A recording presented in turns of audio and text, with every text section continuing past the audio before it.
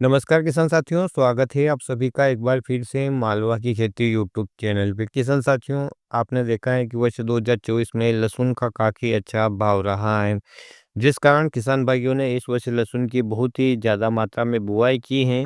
छोटे से छोटे किसान ने भी जब उसके पास बीज नहीं था, तो उसने महँगा बीज खरीद के भी लहसुन को लगाया है कि शायद उसे अच्छा भाव मिले और उसकी भी आर्थिक स्थिति में थोड़ा सुधार हो।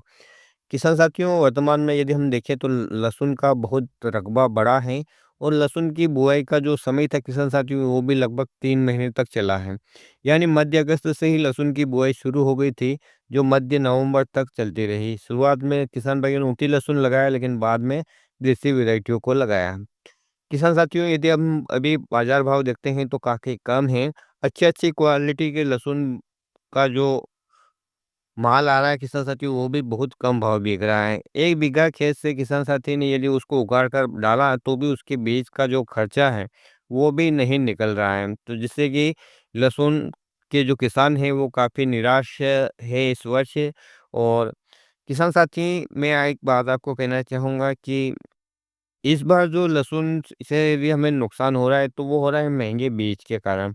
चाहे वो घर का बीज हो, चाहे उन्होंने बाज़ार से बीज खरीदा हो, क्योंकि यदि घर के बीज को भी वो बाज़ार में उस समय बेचते तो शायद उन्हें अच्छी आमदनी होती।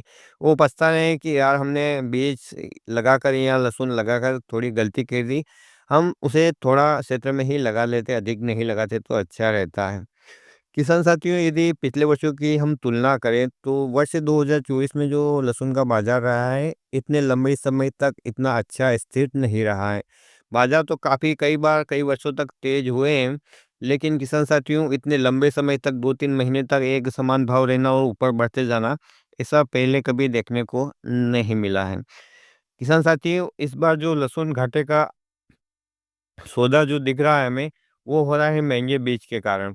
क्योंकि कई वर्षों पहले जब भी लहसुन की खेती होती थी, तो किसान साथियों 5 या 6,000 के भाव से लहसुन का बीज किसान भाई खरीद कर लाते थे या उनके पास खुद का बीज होता था, तो वो लगाते थे। और जब लहसुन गीला ही 7 से 8,000 जो कि इस समय मंडी में बिक रहा है, इसी भाव से बिकता तो भी किसान भाई काफ़ी खुश होता, क्योंकि उसे अच्छी आमदनी हो रही थी। गीला माल 7 से 8 बिक जाए, तो सूखा माल 10 से 12 के बराबर पड़ता है, तो उससे काफ़ी अच्छा खुश रहता है। लेकिन यदि इस समय हम देखें, तो किसान साथी निराश है। क्यों निराश है? क्योंकि इस बार बीज काफ़ी महँगा है।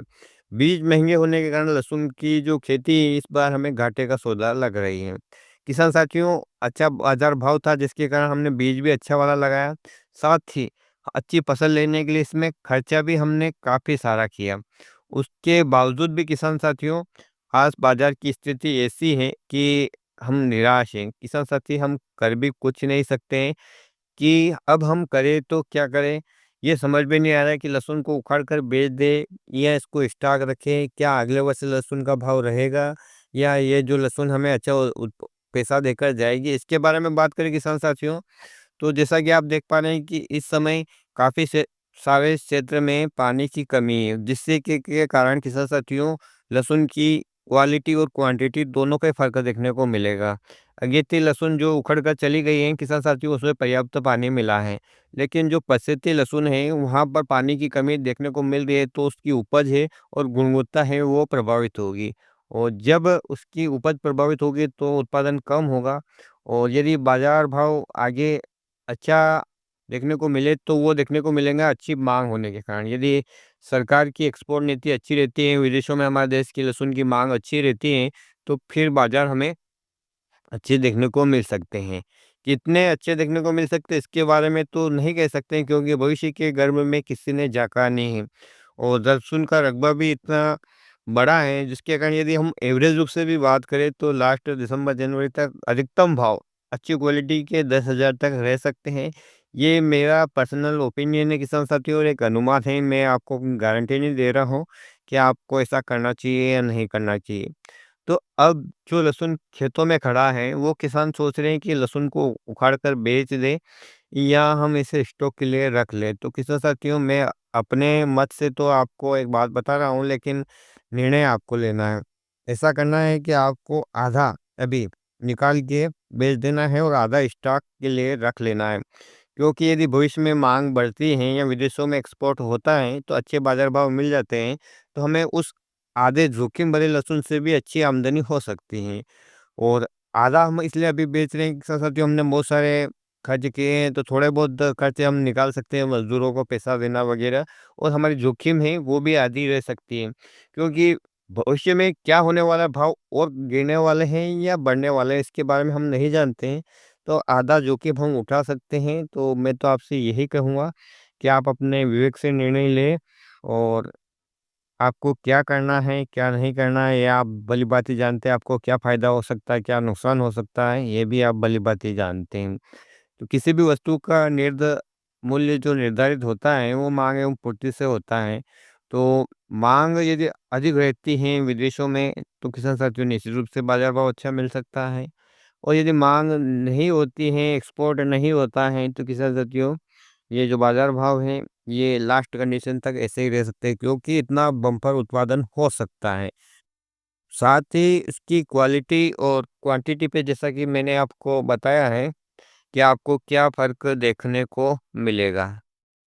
तो किसान साथी, जो एक अनुमान से मैं आपको बता रहा हूँ, अपने पर्सनल ओपिनियन है, जैसा आप समझे वैसा उचित आपको लगे वैसा करें। ये एक छोटी-सी जानकारी हूँ किसान साथियों, जो मैं आप लोगों के साथ शेयर कर रहा हूँ।